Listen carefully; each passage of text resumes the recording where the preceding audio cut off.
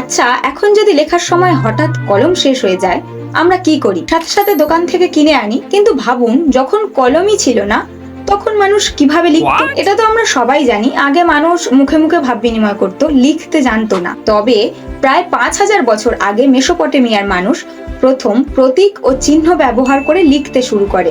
আর এটাই ছিল লেখার প্রাচীনতম রূপ, কিউনিফর্ম। তারা মূলত শস্যের হিসেব, শ্রমিকদের মজুরির হিসেব রাখার জন্য লিখত। তারপর খ্রিস্টপূর্ব ৩,২০০ অব্দে মিশরীয়রা তৈরি করে প্রথম কলম, রেড পেন। নলখাগড়াকে তির্যকভাবে কেটে কালিতে চুবিয়ে প্যাপিরাসে লিখত। তখন কালি বলতে ছিল কালো রঙের মাটি, আঠা এবং অন্যান্য প্রাকৃতিক উপাদান।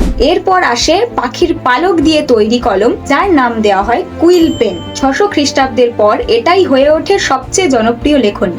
আর শিল্প বিপ্লবের সময় তৈরি হয় প্রথম স্টিল নিব পেন।